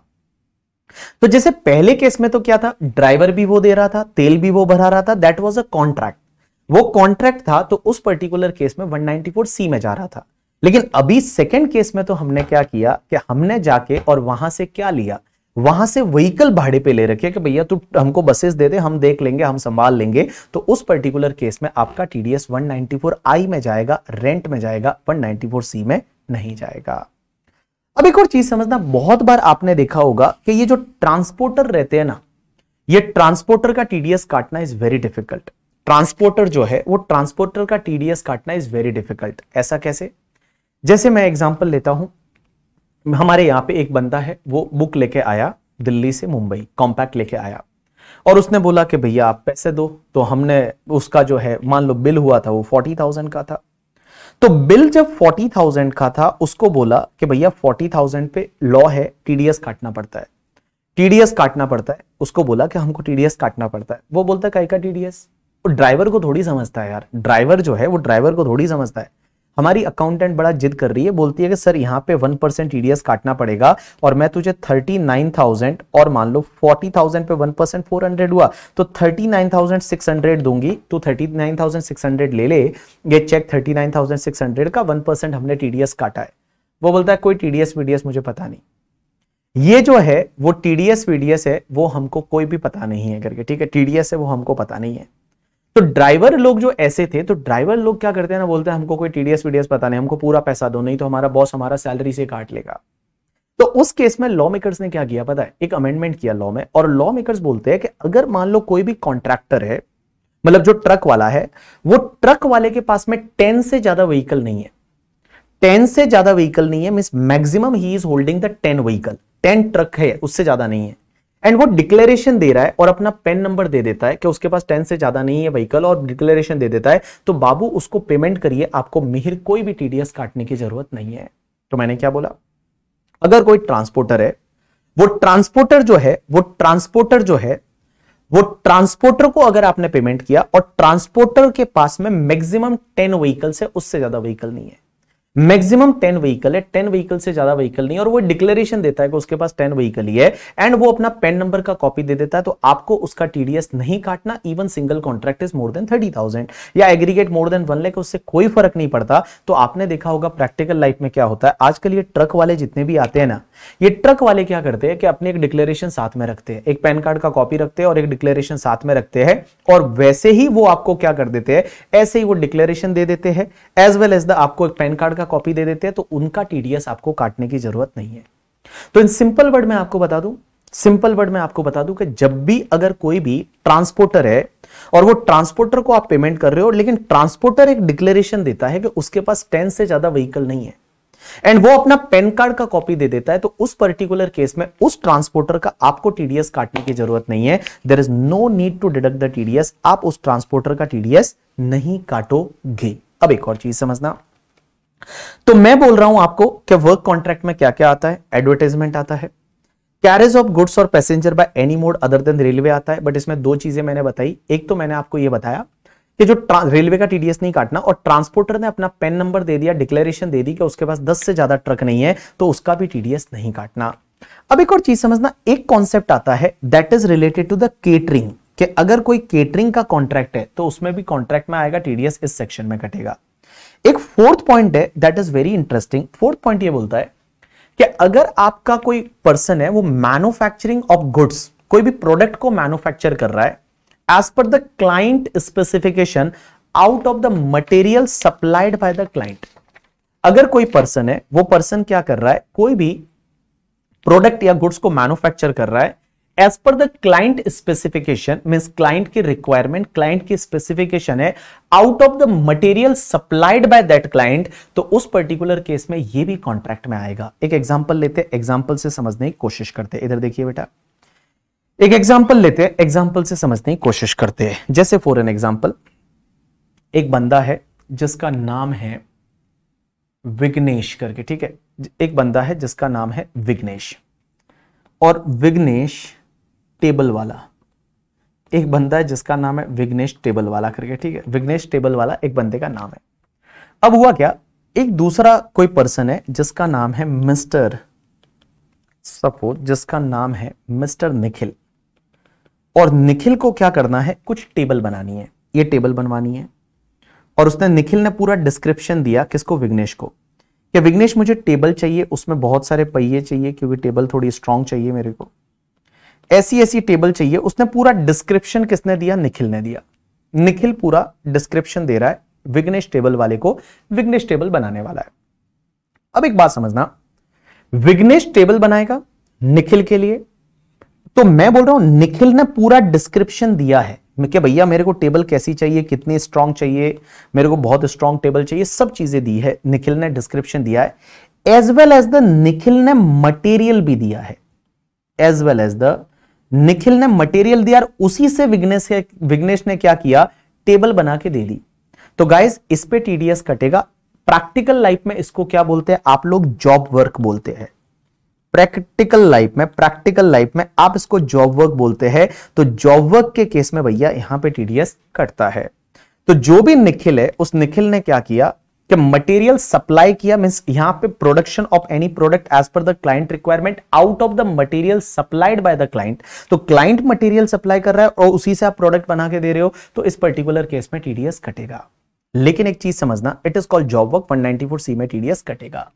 अब एक और चीज समझना, लेकिन अगर जिग्नेश ने क्या किया, ये मटेरियल मार्केट से खरीदा होता, जिग्नेश ने क्या किया, जिग्नेश या विग्नेश, सॉरी जो भी था, विग्नेश था या जिग्नेश था, विग्नेश, हाँ विग्नेश ने क्या किया, ये मटेरियल मान लो मार्केट से खरीदा, ये मटेरियल मार्केट से खरीदा और मार्केट से मटेरियल खरीद के और उसी से उसने टेबल बनाई और वो टेबल इसको दे दी, तो क्या इसमें टीडीएस कटेगा? आंसर इज नो, इसमें टीडीएस नहीं कटेगा।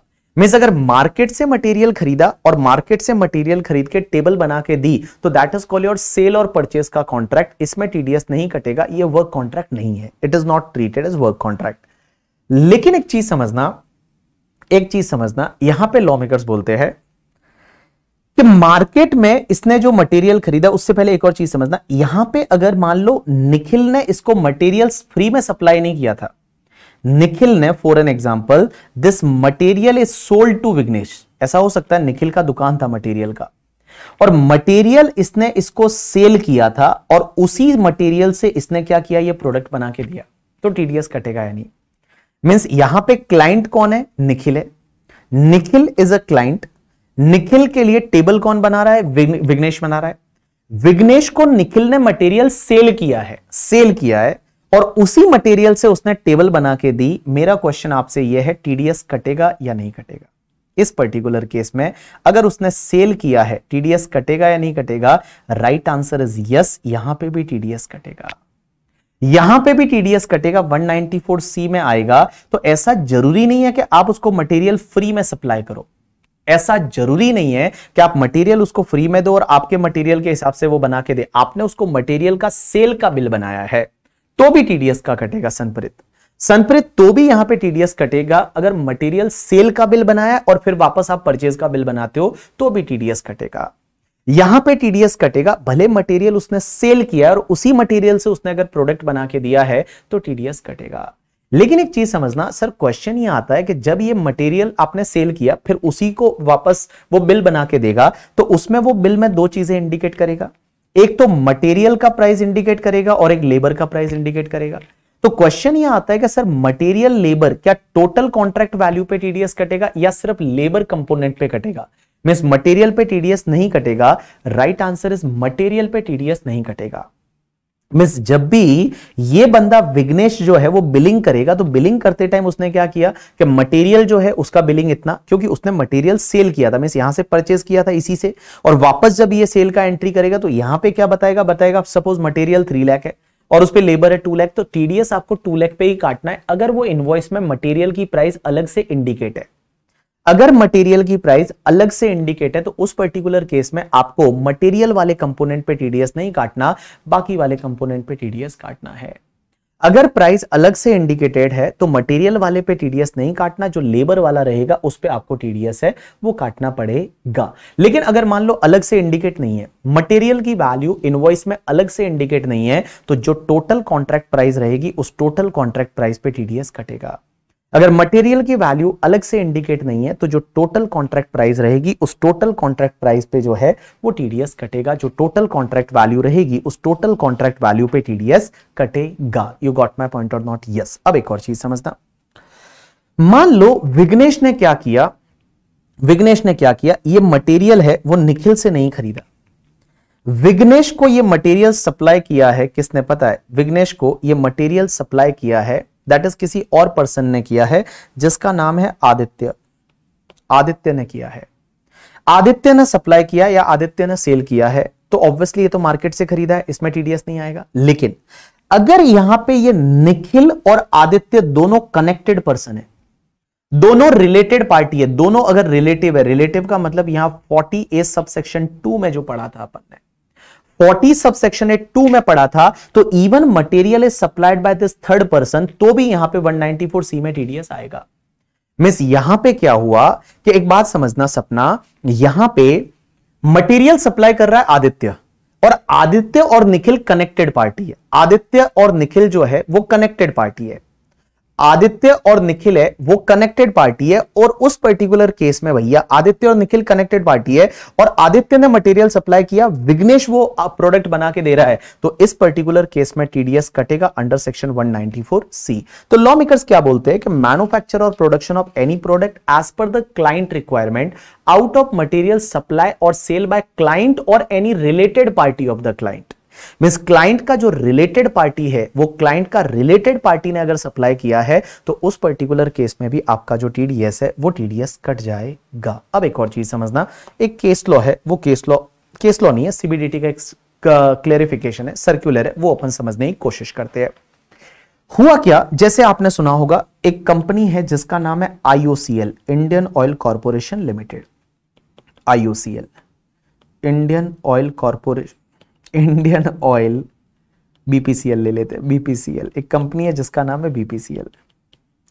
अब ये BPCL क्या करती है, BPCL है वो पेट्रोल डीजल वगैरह है, वो जो है वो सेल करती है, बट BPCL के पेट्रोल पंप होते हैं। अब पेट्रोल पंप कहां पे है, तो जैसे मान लो एक BPCL का पेट्रोल पंप है, जिस पेट्रोल पंप का नाम है, for an example petrol pump का नाम है BB पेट्रोल पंप। ये मैंने पेट्रोल पंप डाला, पेट्रोल पंप, और ये BB पेट्रोल पंप ये कहां पे है पता है, ये मान लो मेरे पास में राजस्थान में एक पेट्रोल पंप है, BB पेट्रोल पंप, जो मेरे पास फ्रेंचाइजी है। अब होता क्या है कि BPCL जो है वो क्या करती है कि यहां से मान लो एक ट्रक है, वो रवाना करती है, ये टैंकर है, टैंकर है, इसमें पेट्रोल डीजल आता है, और ये टैंकर है, और ये टैंकर में फ्यूल है, और ये फ्यूल भर के और ये मेरे पेट्रोल पंप तक पहुंचाते हैं, मुझे मेरे पेट्रोल पंप तक ये फ्यूल पहुंचाते हैं, बिकॉज उन्होंने अरेंजमेंट है कि जो मेरे पेट्रोल पंप तक जो फ्यूल की सेल करेगी वो BPCL करेगी, आगे जो सेल मैं कस्टमर को मैं करूंगा, BB पेट्रोल पंप वाला। अब हुआ क्या कि इन्होंने जो बिलिंग किया मुझे, उस बिलिंग में ऐसा लिखा है कि यहां पे पेट्रोल का जो कॉस्ट है वो फॉर एन एग्जांपल 2 लाख है और 20 लाख है। फॉर एन एग्जांपल पेट्रोल का कॉस्ट 20 लाख है, और इन्होंने मुझे ट्रांसपोर्टेशन चार्जेस और चार्ज किया है। इसमें ट्रांसपोर्टेशन चार्जेस है, वो ट्रांसपोर्टेशन चार्जेस मान लो 50,000 चार्ज किया है, तो टोटल जो है उनका बिलिंग 20,50,000 का है। नाउ क्वेश्चन यहां पे ये आता है, क्वेश्चन यहां पे ये आता है कि सर एक बात बताइए, मैं क्या करूंगा, BB पेट्रोल पंप वाला I will pay the 20,50,000 to the BPCL, BPCL को मैं 20,50,000 का पेमेंट करूंगा। तो क्वेश्चन यहां पे ये आता है कि उन्होंने जो ट्रांसपोर्टेशन चार्जेस मेरे से 50,000 लिया है, क्या ये वर्क कॉन्ट्रैक्ट में आएगा, और क्या इस पे 194C में टीडीएस काटना है या नहीं काटना। देखिए हुआ क्या, मेनी टाइम BPCL क्या कर रहा है कि BPCL मुझे पेट्रोल देता है मेरे पेट्रोल पंप तक, और उसमें पेट्रोल के साथ साथ में वो कुछ ट्रांसपोर्टेशन चार्जेस और मेरे से कलेक्ट करता है। तो क्वेश्चन यह आता है कि जो ट्रांसपोर्टेशन चार्जेस कलेक्ट कर रहा है, क्या मैं ऐसा मानूंगा कि मैंने ट्रांसपोर्टेशन सर्विस ली है इनसे, क्या मैंने इनसे कोई ट्रांसपोर्टेशन सर्विस ली है, कोई कॉन्ट्रैक्ट है, वर्क कॉन्ट्रैक्ट है, क्या उस 50,000 पे BB पेट्रोल पंप वाले जब पेमेंट करेंगे इनको 20,50,000 का, तो क्या 50,000 पे टीडीएस कटेगा या नहीं कटेगा।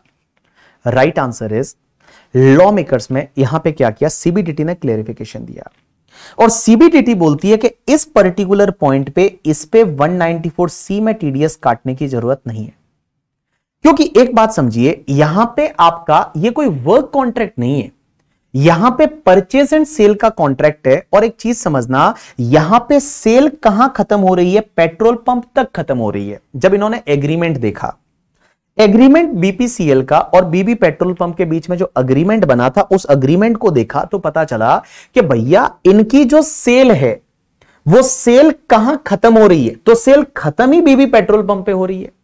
जो सेल खत्म हो रही है वो BB पेट्रोल पंप पे हो रही है। मैं सेल जो खत्म हो रही है वो BB, मतलब at what point of time this sale is completed, at the BB petrol pump, so they have not taken any transportation service. वो भले बिलिंग में ट्रांसपोर्टेशन कॉस्ट अलग से बता रहे हैं, बट यहां BB पेट्रोल पंप ने थोड़ी कोई ट्रांसपोर्टेशन सर्विस ली है। ट्रांसपोर्टेशन सर्विस तो किसको बोलते हैं कि बीबी पेट्रोल पंप किसी ट्रक वाले को जाके बोलता, वीआरएल लॉजिस्टिक को, और बोलता कि मेरे लिए आप वहां से पेट्रोल लेके आइए, तो वो ट्रांसपोर्टेशन सर्विस थी। यहां पे तो आप एक बात समझिए, यहां पे तो क्या है कि आपकी जो सेल कंप्लीट हुई है, वो सेल कंप्लीट कहां पे हुई है, एग्जैक्टली बीबी पेट्रोल पंप पे सेल कंप्लीट हुई है, और ये कॉन्ट्रैक्ट फॉर सेल है वो वहीं पे कंप्लीट हो रहा है, ये कोई वर्क कॉन्ट्रैक्ट नहीं है। तो इस पर्टिकुलर केस में इस 50,000 पे टीडीएस नहीं कटेगा, भले बिल में अलग से उन्होंने जो है वो ट्रांसपोर्टेशन चार्जेस बता रखा है। इसका एक और थोड़ा इजी एग्जांपल लेता हूं जिससे आप समझ पाओगे, कनेक्ट कर पाओगे। हुआ क्या, मैं हर बार जाता हूं दिल्ली, तो दिल्ली में पढ़ाने जाता हूं, मैं इस बार भी दिल्ली आने वाला हूं करके, ठीक है, 2 दिन के लिए सोच रहा हूं, ऐसा कुछ 2 दिन के लिए सोच रहा हूं दिल्ली वालों से मिलने जाऊं। तो दिल्ली गया मैं इस बार। अब मैं दिल्ली गया इस बार, तो दिल्ली जाते टाइम हुआ क्या कि दिल्ली में मेरे को कुछ आईपैड खरीदना था, मेरे को सब वो सामान खरीदना था, तो मैंने सब सामान खरीद लिया। वहां से मैंने कुछ सामान खरीद लिया, ठीक है, आईपैड खरीदा, स्पीकर खरीदे, माइक खरीदा, ये सब चीजें मैंने खरीदी दिल्ली से। अब दिल्ली से मैंने खरीदा तो वहीं पे आपका जो सेल है वो sale contract for sale complete हो गया। जैसे ही मैंने दिल्ली में खरीदा तो वहीं पे कॉन्ट्रैक्ट फॉर सेल कंप्लीट हो गया। अब एक बात समझना, जैसे ही कॉन्ट्रैक्ट फॉर सेल कंप्लीट हो गया, उसके बाद में मैंने क्या किया, वो सब सामान था, मैं किसी ट्रांसपोर्टर के पास गया, उसको बोला मेरे को दिल्ली से मुंबई पहुंचाना है, तो आप मुझे दिल्ली से मुंबई पहुंचा देना। मैंने उनको 50,000 रुपीज दे दिया पैसा। क्या इस पे टीडीएस कटेगा? Answer is yes, because I have taken the transportation service. मैंने ट्रांसपोर्टेशन सर्विस ली है, यहां पे मैंने जो है वो मैंने ट्रांसपोर्टेशन सर्विस ली है, यहां टीडीएस कटेगा। लेकिन एक बात समझना, मैं दिल्ली जब गया तो दिल्ली में जब मैं वहां पे गया तो मैंने उसको बोला कि मेरे को ये आइटम चाहिए, एक आईपैड चाहिए, ये चाहिए, वो चाहिए, वो चाहिए, और मैंने उसको बोला कि इसका डिलीवरी जो है ना वो मुझे मुंबई चाहिए। तो इसने बोला ठीक है सर, हम मुंबई डिलीवरी करवा देंगे आपका सेम कॉस्ट में।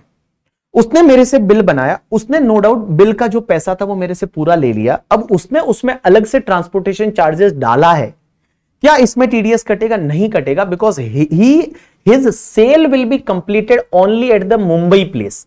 मिस उसने तो बोला है ना सेल ऑन डिलीवरी है करके, ठीक है, मैं आपको डिलीवर करवाऊंगा, तो डिलीवरी पे उसका सेल हो रहा है, तो उस पर्टिकुलर केस में यहां पे टीडीएस उस ट्रांसपोर्टेशन चार्जेस पे नहीं घटेगा। तो आप ये समझिए ना, सिंपल सी बात है कि जो बीपीसीएल है, आईओसीएल है, जो ये पेट्रोलियम वाली कंपनी है, ये क्या करती है कि जो पेट्रोल है, ऑयल है, जो गैसेज है, वो क्या करती है, पेट्रोल पंप तक पहुंचाती है, और वहां पे उनका सेल का कॉन्ट्रैक्ट है वो कंप्लीट होता है। तो इवन उन्होंने कोई ट्रांसपोर्टेशन चार्जेस अलग से डाला, इसमें आपने थोड़ी कोई ट्रांसपोर्टेशन सर्विस ली है यार दीक्षित, इसमें हमने कोई भी ट्रांसपोर्टेशन सर्विस नहीं ली ना। यहां बीबी पेट्रोल पंप वाले ने थोड़ी कोई ट्रांसपोर्टेशन सर्विस ली है। हमारा contract he contract for cell कहां पे है कि मेरे पेट्रोल पंप तक तेल पहुंचाओगे तुम, तो मेरे पेट्रोल पंप तक आप तेल पहुंचाओगे, तो मैंने आपसे कोई वर्क कॉन्ट्रैक्ट थोड़ी किया है यहां पे। तो उस पर्टिकुलर केस में यहां पे टीडीएस नहीं कटेगा। अब एक और चीज समझना है यहां पे, सर अगर यहां पे ये जो बीपीसीएल है, इन्होंने क्या किया, ट्रक भाड़े पे लिए, और ये सर्विस अगर वीआरएल लॉजिस्टिक से ली, तो वीआरएल लॉजिस्टिक से सर्विस ली, और वीआरएल लॉजिस्टिक को जब ये बीपीसीएल पेमेंट कर रहा है तो 194C में टीडीएस कटेगा ना भाई। अगर बीपीसीएल ने क्या किया कि ये ट्रक का ट्रांसपोर्टेशन सर्विस वीआरएल से लिया है, वीआरएल लॉजिस्टिक से, तो वीआरएल लॉजिस्टिक जो है वो वीआरएल लॉजिस्टिक से जो बीपीसीएल ने सर्विस लिया है, तो वीआरएल लॉजिस्टिक को ये पेमेंट करेंगे, तो उसमें टीडीएस कटेगा अंडर सेक्शन 194C करके। यू गॉट माय पॉइंट और नॉट? यस। अब एक और चीज समझना, लास्ट पॉइंट एक बचा है, और उसके बाद में आपको जो है वो मैं छोड़ दूंगा। सबसे पहली चीज, सर एक बात बताओ, वेयरहाउसिंग भाड़े पे लिया, तो वेयरहाउसिंग कहीं पे भी अगर आप भाड़े पे लेते हो तो उस पे टीडीएस कौन सी सेक्शन में कटता है पता है? 194I में, that is called rent of asset. जब आप वेयरहाउस भाड़े पे लेते हो, मींस आपने गोडाउन भाड़े पे लिया, वेयरहाउस भाड़े पे लिया, तो टीडीएस 194I में जाएगा। लेकिन एक चीज समझना, अगर आपने किसी को कोल्ड स्टोरेज चार्जेस पे किया, कोल्ड स्टोरेज चार्जेस पे किया, तो वो आपके 194C में कॉन्ट्रैक्ट में जाएगा। अगर आपने कोल्ड स्टोरेज चार्जेस पे किया, कोल्ड स्टोरेज चार्जेस का मतलब होता है कि जैसे मान लो फॉर एन एग्जांपल आपने टमाटर उगाए थे, या मान लो कोई ऐसी चीज थी जो आपको लाइक खराब हो सकती थी, तो आपने क्या किया, कहीं से कोल्ड स्टोरेज सर्विस लिया। कोल्ड स्टोरेज सर्विस में सिर्फ वेयरहाउसिंग नहीं होता है, उसमें वेयरहाउसिंग के साथ साथ में वो बंदा क्या करता है, वहां फ्रीजर का सर्विस देता है कि कहीं वो खराब ना हो जाए। तो दिस इज द कॉन्ट्रैक्ट, ये कॉन्ट्रैक्ट है, तो 194C में जाएगा। तो देखो वेयरहाउसिंग वर्ड आता है या गोडाउन भाड़े पे लिया तो 194I में जाएगा, that is a rent of immovable property. But अगर आपने कोल्ड स्टोरेज चार्जेस पे किया, जैसे मान लो मैं एप्पल का बिजनेस करता हूं, तो जब मैं एप्पल का बिजनेस करता हूं तो एप्पल खराब ना हो जाए उसके लिए मैंने कोल्ड स्टोरेज सर्विस ली, तो वो तुम्हारे कहां जाएगा 194, कहां जाएगा 194C में जाएगा। तो ध्यान रखना cold storage charges 194C, warehousing charges है तो आपका 194I में। अब एक बात समझना, एक क्या हुआ ना, एक बहुत फेमस केस लॉ थे, 2 केस लॉ थे सर। ये जो जितनी भी एयरलाइंस आती है, एयरलाइंस इंडिया में बहुत सारी फॉरेन की एयरलाइंस वगैरह काम करती है। अब हुआ क्या, एयरलाइंस कंपनीज जब इंडिया में आती है तो एयरपोर्ट पे ये लोग क्या करते हैं पता है, एयरपोर्ट पे ये लोग लैंड करते हैं, तो जो हवाई पट्टी होती है, हवाई पट्टी जिसको क्या बोलते हैं, एयरवेज बोलते हैं, क्या बोलते हैं हवाई पट्टी को, क्या बोलते हैं सबवे, क्या बोलते हैं उसको, हवाई पट्टी को, हवाई पट्टी को क्या बोलते हैं, हवाई पट्टी को क्या बोलते हैं यार, रनवे, रनवे। हाँ, तो एक बात समझना, जितनी भी ये एयरलाइंस कंपनीज है, एयरलाइंस कंपनीज क्या करती है इंडिया में जब आती है, कोई भी एयरलाइंस है, ठीक है, इंडिया वाली या इंडिया के बाहर वाली, उससे कोई फर्क नहीं पड़ता, ये लोग क्या करते हैं यहां पे ये हवाई पट्टी को यूज करते हैं और हवाई पट्टी रनवे, हाँ रनवे, रनवे को यूज करते हैं करके, ठीक है, रनवे को यूज करते हैं, एयर स्ट्रिप, एयर स्ट्रिप भी बोलते हैं, आई डोंट नो, इतना टेक्नोलॉजी तो मेरे को पता नहीं, बट हवाई पट्टी बोलते हैं हमारे उधर गांव में, तो हवाई पट्टी करके, ठीक है। तो ये जो हवाई पट्टी है इसको यूज करते हैं एज वेल एज द वहां पे वो फ्लाइट को पार्किंग भी करते हैं। तो उसका क्या करते हैं, एयरपोर्ट अथॉरिटी ऑफ इंडिया जो है, airport authority of India AAI, जो एयरपोर्ट अथॉरिटी ऑफ इंडिया है, उसको ये लोग क्या करते हैं पता है, उसके चार्जेस पे करते हैं, और वो चार्जेस पे करते हैं that is the parking charges as well as the landing charges. तो इन्होंने क्या किया, लैंडिंग चार्जेस पे किया as well as parking charges पे किया। तो क्वेश्चन ये आता है कि जो हवाई पट्टी जो है उसको यूज किया रनवे को, उसके लिए लाइक लैंडिंग चार्जेस पे किया, पार्किंग चार्जेस पे किया और एयरपोर्ट अथॉरिटी ऑफ इंडिया को, तो क्या ये कॉन्ट्रैक्ट है या ये रेंट है, क्या ये कॉन्ट्रैक्ट है या ये रेंट है। एक बात बताऊं, पहले 2 हाईकोर्ट के अलग अलग जजमेंट थे, और 2 हाईकोर्ट के जजमेंट कैसे कैसे थे मैं बताऊं आपको। एक हाईकोर्ट बोल रही थी, जो कि नॉर्थ की हाईकोर्ट थी, कोई आप बताएंगे साउथ की हाईकोर्ट सही थी या नॉर्थ की हाईकोर्ट सही थी। नॉर्थ की हाईकोर्ट जापान एयरलाइंस के केस में एक हाईकोर्ट का जजमेंट था, और वो बोलती है कि ये तो 194I है, ये तो रेंट है, कि जैसे ही आप लोग फ्लाइट उतरती है तो आप लैंड को यूज कर रहे हो, दैट इज लैंड को यूज कर रहे हो, तो दैट इज द रेंट, तो 194I में टीडीएस कटना चाहिए। लेकिन एक साउथ की हाईकोर्ट थी, वो बोलती है कि नहीं, this is not a rent, it is a contract. 194C, वो बोलते हैं 194C में टीडीएस कटेगा, कि रेंट नहीं है। उन्होंने ये बोला रेंट नहीं है, उसके पीछे का रीजन साउथ वाली हाईकोर्ट ने ये बोला, साउथ की हाईकोर्ट ये बोलती है कि ये रेंट नहीं। रेंट का मतलब क्या होता है कि अगर मान लो कोई जगह आपने भाड़े पे ले ली, जैसे मेरा ये स्टूडियो है, मैंने भाड़े पे ले लिया, मैं यहाँ पे डीटी पढ़ा रहा हूँ, हो सकता है मैं सुबह आके यहाँ पे डांस क्लास सिखाना चालू कर दूं, मैं स्टैंड अप कॉमेडी चालू कर दूं, मैं कुछ भी कर दूं, मेरी मर्जी है, मैं यहाँ सोऊं, पढ़ाऊं, नहीं पढ़ाऊं, कुछ भी करूं, मैं डांस करूं, पार्टी करूं, मेरी मर्जी है ना, ये प्लेस मेरे पास है, मेरे कंट्रोल में, मैं जो चाहूं वो करूं। लेकिन इन्होंने बोला कि कभी भी जो एयरपोर्ट है, एयरपोर्ट कोई भाड़े पे थोड़ी दिया है वो हवाई पट्टी किसी को, भाई यहां पे एयरपोर्ट जो अथॉरिटी ऑफ इंडिया है वो पूरा क्या करती है, पूरा कंट्रोल करती है। मींस कैसे, वो जब बोलेंगे तभी फ्लाइट को उतरना है, वो जब बोलेंगे तभी फ्लाइट को उतरना है, वो जब जगह देंगे वहां जाके आपको पार्क करना है। तो it is a bundle of the service, ये बंडल ऑफ सर्विस है, और ये आपका 194C में जाना चाहिए। तो दोनों केस जो है, एक साउथ वाला एक नॉर्थ वाला, दोनों फिर कहां पे गए, सुप्रीम कोर्ट में गए। Singapore airlines and Japan airlines के केस में दोनों केस है वो एक साथ में गए, कहां पे, सुप्रीम कोर्ट में। और सुप्रीम कोर्ट ने जब सुना तो आप मुझे बताइए सुप्रीम कोर्ट ने क्या बोला होगा, 194C या 194I। तो जो लैंडिंग और पार्किंग चार्जेस है, आप ही बताइए 194C या 194I। 194I। तो सब नॉर्थ वाले बोल रहे हैं साउथ वाले सही है करके, ठीक है। तो 194C answer is yes, 194C is a right answer, not a 194I। 194I में नहीं जाएगा, it is not a rent, it is a service contract ना, it is a contract, it is a contract of service, it is a bundle of service. तो 194C में जाएगा करके, ठीक है। चलिए डन। तो अब आप एक काम करिए, आज आपको घर पे जाके क्या करना है, पहली चीज तो 194C तक जितने नीचे क्वेश्चन के नंबर दे रखे हैं ना, जैसे क्वेश्चन नंबर 2nd, 3rd, 9 दे रखा है, उसके बाद पिछले वाले पेज पे क्वेश्चन नंबर 12 दे रखा है, उसके पिछले पेज नंबर पे 1 और 11 दे रखा है करके, ठीक है।